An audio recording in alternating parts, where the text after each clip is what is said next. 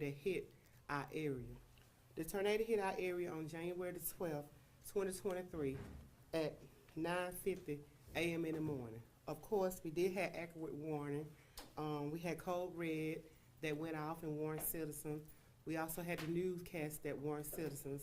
I must say that we are glad and honored to say and blessed to say that we did not have any fatalities, no fatalities, but we did have citizens that were trapped in their homes. We have citizens where trees destroyed their homes. We had debris that's down. We have trees down, power lines down. We have Spire Gas who's in the area who's working to restore gas. So we have gas lines that's open. At this point, our schools are closed because we have like 40 homes that are without power. The storm path hit, the path that it hit on November the 29th. It hit basically that same area that it hit in November the 29th. The area was with West End, Mesopotamia, Kirkwood, Ashbury, Springfield, Colonial Drive, North Street, Abraham Street, Eatman Avenue. At this point, we're asking citizens to be very careful because we're out in the process of trying to get pathways so citizens can travel on those roads and streets. We have utility crews that are all over the city of Eutaw helping out with in that area capacity. We have our city workers who's also out helping. We have local volunteers and other volunteers out that trying to clean and make a pathway so traffic can flow easily. We also had other areas where we had trees and debris that's down over the entire Greene County. We have not been declared as a state of emergency right now, but it's my understanding, I spoke with a representative in the Governor Kay Ivey's office, and she said that the governor is ill, she's en route, she's going around visiting different communities. Of course, we are aware that some community was not as blessed as our community. Some had deaths. And like I said, we are grateful and thankful that we did not have any fatalities. But at this time, we're asking people, we're asking volunteers to come out and help us, to kind of help remove some of the debris, because we have a lot of trees down in different areas over Greene County as a whole. Right here today, I do have the Greene County Commissioner who's here, and his name is Commissioner Corey Cochran, and I'll let him speak at this time.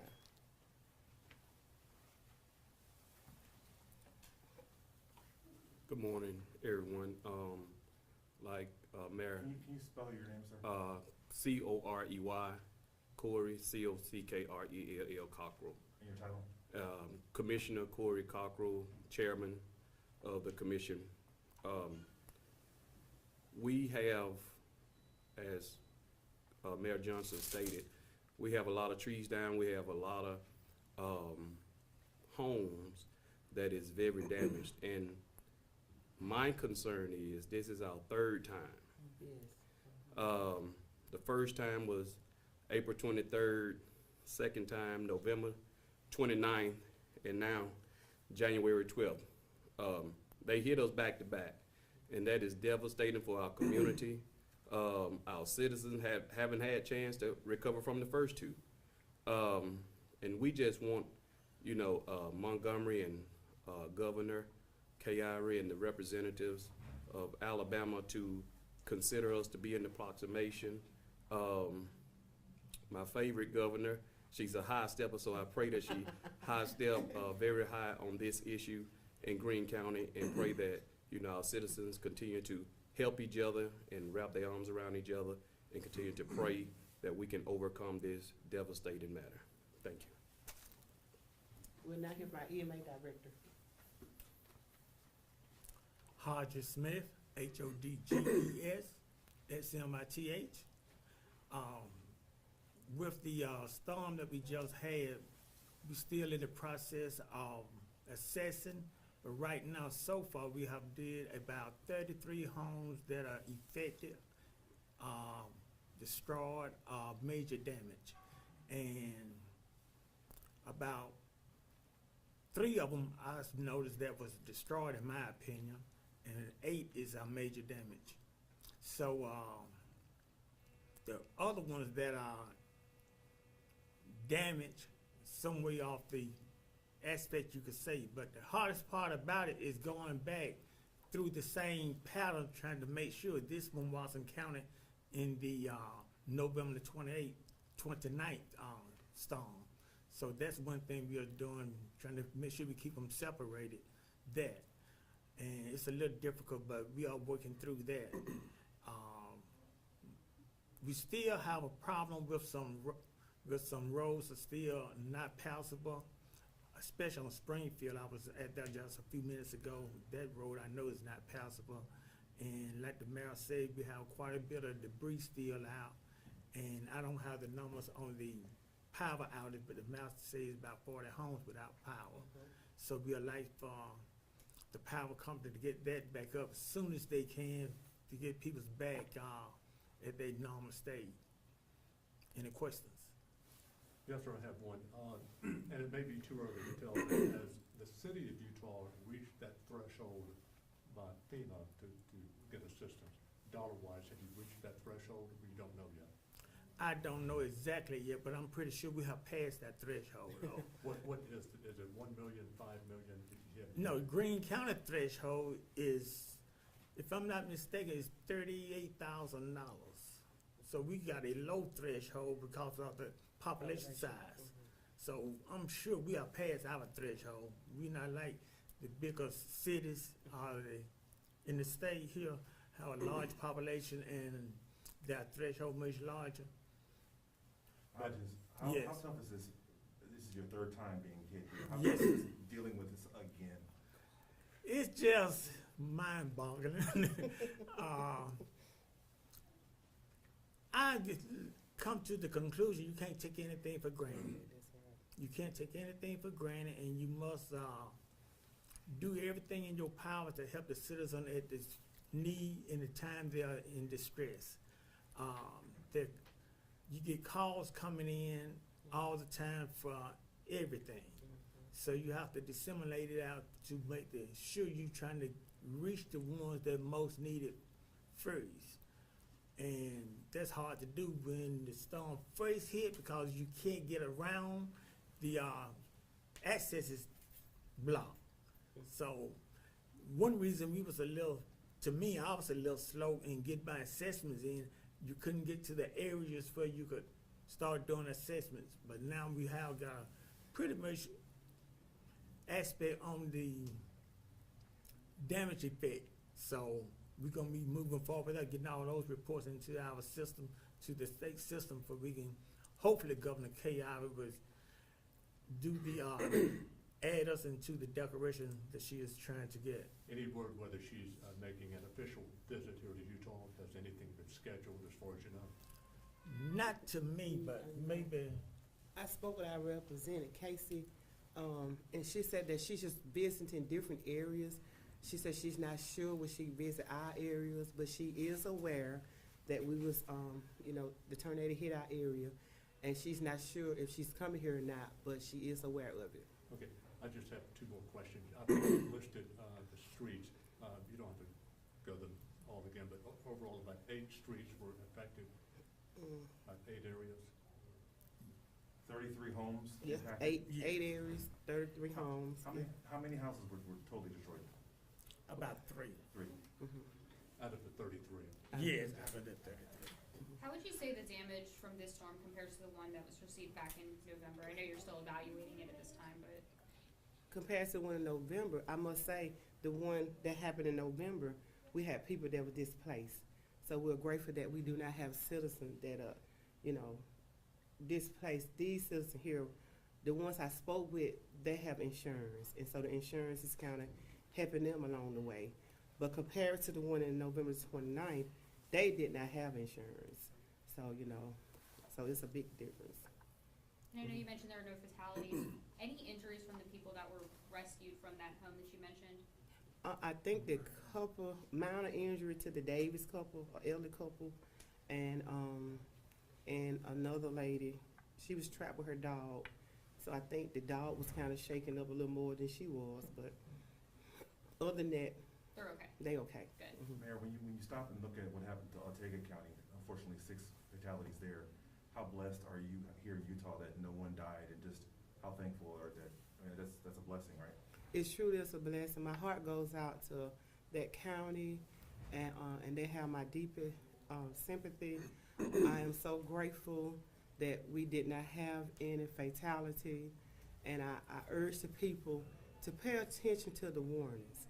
Like I told them the last time, we have Code Red, where Code Red is free to join, and it will call you on your phone, whatever number you tell them to, and it will alert you also.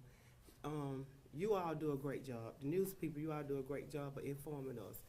And I urge the people to listen. If they tell you to take shelter, take shelter. We also had a mobile home that was damaged in this also, you know, No and they death? was there. I'm sorry, no deaths, no injuries, right? No death, just minor injuries. Minor, how many minor injuries? I think it was three. Three. Is the curfew still in effect? It still is. I'll let the chief elaborate on that, and I'll let the EMS director tell about the injuries. Chief Tyler Johnson, Chief of Police of Utah. All the thing I got to report that some of the roads are open back up, some still closed. But what we asking the general public and the spectators out there, just stay away from the area, because you helping us, the power company, the gas company from doing their job. So all we ask is just stay away from the scene. If you don't have to be there, stay away from it. How long will the curfew remain in effect? But that's gonna be between me and the mayor and the city council. Whatever they decide, the curfew, that's what we're gonna go with. No violators so far? No, sir, not at this time. It's still in effect from tonight? Yes, it is. What's the hours for the curfew? 7 to 7. But I also like to thank my police department, Greene County Sheriff Department, EMT. They did an outstanding job yesterday in rescue, crowd control, and they did outstanding jobs. I just wanted to let them know the job they did, well done. Tommy, what's your message to looters? Unfortunately, in these kind of situations, people do things they shouldn't do. We're gonna be out patrolling. So if you out there looting, you will go to jail. So we're just gonna send a message. We're not gonna tolerate that. Is there a penalty for someone violating the curfew? Yes, Is it a dollar amount? I don't have the dollar amount at the time, but it is a violation. $500. Yes, sir. 500? Yes. Okay. How does the curfew help you guys as a city while you're going through this? It's helped a whole lot because we don't have to deal with all that looting and all that. So if you got a curfew in place, it will help us patrol better.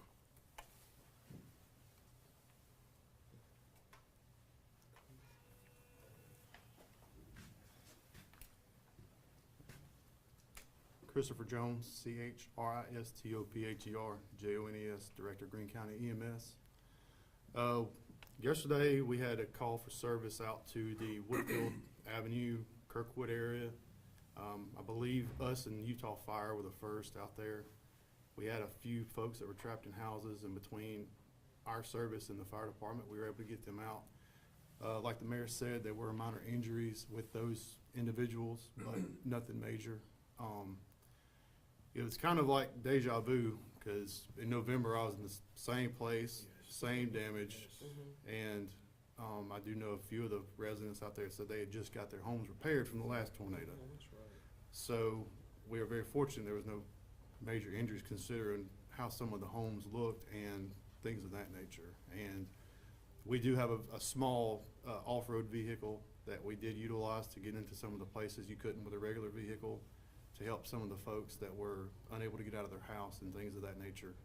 I did reach out to Hale County right after we established that we had no injuries and offered our assistance, but luckily we weren't needed over there. So we were very fortunate yesterday, and we were out there right after it got through and passed and cleared up. We headed out with the police department, sheriff's department, and the fire department, and it went very smoothly yesterday. Mayor, you mentioned volunteers. You're requesting volunteers to come help. Should they report to City Hall first before they start going out? Yes, Okay. please do. Okay. You're looking for everything, chainsaws and whatever? Yes. This question can be for anybody. Just what does it mean for the community to band together and for everybody to work together in a time of need like this? Go ahead, Council. Councilwoman Holmes? Tracy Hunter, Tracey, Hunter, Hunter, City Councilwoman, District 3. Well, it means a lot when the community get together. Right now, everybody's pretty much going on faith, and I believe that unity always gets the job done. So if everybody could just work together, everybody's abiding by the curfew, we didn't have anybody that was not abiding by those rules. You know, we could just get that to continue, then I believe we can move everything forward. Are you all hoping to be able to get all of this cleaned up and dealt with before, heaven forbid, another storm? We are remaining optimistic, but right now I just feel like almost like you starting a project and it's incomplete and you're starting another one. So it's devastating for the community, but as I stated, unity is very important, and I feel that when we have unity, the job will get done. Everybody working together. That's including school systems, various communities. Yesterday, that is what we saw, everybody working together. Because on yesterday, we were in session at school. Commissioner Cochran and I work at Greene County High School, and we all worked together and we got those kids home safely. Do you plan to resume school on Monday, or is there any plan for closures? Well, we are closed for Martin Luther King, yeah. Oh, sorry. Yeah. Thank you. Thank you.